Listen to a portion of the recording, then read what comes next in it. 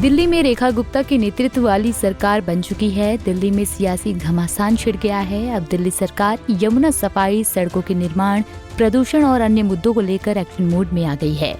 मुख्यमंत्री रेखा गुप्ता से लेकर सभी मंत्री दिल्ली में चुनाव से पहले किए वादों को पूरा करने में लग गए हैं। दिल्ली सरकार ने शुक्रवार को विभिन्न विभागों को लेकर अहम बैठक की और मंत्रियों ने भी सरकार के एजेंडे को आगे बढ़ाने की दिशा में कदम बढ़ा दिया है। दिल्ली सरकार ने पूर्व मुख्यमंत्री और पूर्व मंत्रियों के निजी स्टाफ की छुट्टी कर दी है। इसके अलावा दिल्ली सरकार ने नई विधानसभा के पहले सत्र बुलाने की तारीख भी तय कर दी है। अब ऐसे में सवाल उठ रहा है, क्या दिल्ली सरकार दिल्ली विधानसभा के पहले सत्र में कैग रिपोर्ट पेश करेगी? दरअसल दिल्ली सरकार के पहले विधानसभा सत्र 24 फरवरी से 27 फरवरी तक चलेगा। सत्र के पहले दिन यानी 24 फरवरी को सभी नवनिर्वाचित विधायक शपथ लेंगे। इसके बाद विधानसभा अध्यक्ष और उपाध्यक्ष का चुनाव होगा।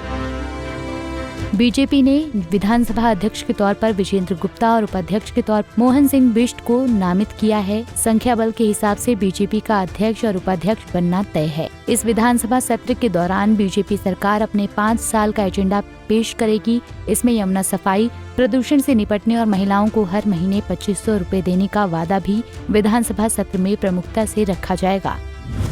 विधानसभा सत्र में पेश होगी कैग रिपोर्ट। विधानसभा सत्र के दौरान लंबित 14 कैग रिपोर्ट पेश किए जाने की संभावना है। बीजेपी ने चुनाव प्रचार के दौरान वादा किया था कि पहले सत्र में लंबित कैग रिपोर्ट को पेश किया जाएगा।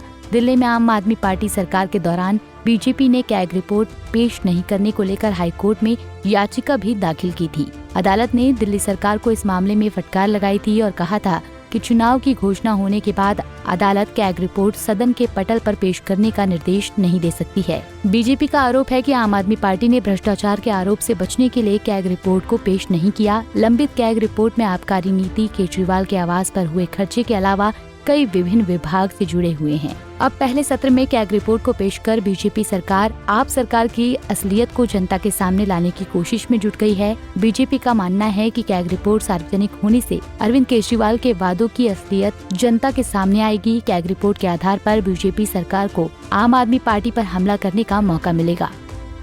आपको बता दें कि विधानसभा चुनाव के दौरान बीजेपी ने सीएजी की लंबित रिपोर्टों को अपने खिलाफ बड़ा मुद्दा बनाया था। पीएम मोदी ने चुनाव प्रचार के दौरान अपने भाषणों में कई बार कहा था कि अगर बीजेपी दिल्ली में सरकार बनाती है तो विधानसभा के पहले सत्र में सभी लंबित सीएजी रिपोर्ट पेश की जाएगी। विधानसभा चुनाव के दौरान कथित तौर पर लीक हुए कैग की रिपोर्ट में ये भी खुलासा हुआ था कि दिल्ली के सीएम आवास पर कितना खर्च हुआ है।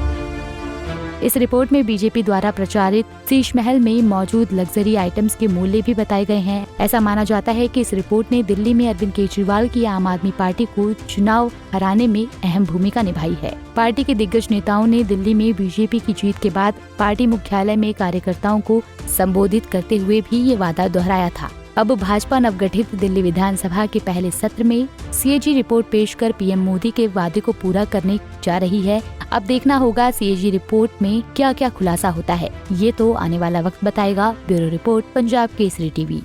हमसे जुड़े रहने के लिए हमारे YouTube चैनल को सब्सक्राइब करें और नई वीडियो की नोटिफिकेशन के लिए बेल आइकॉन को दबाएं।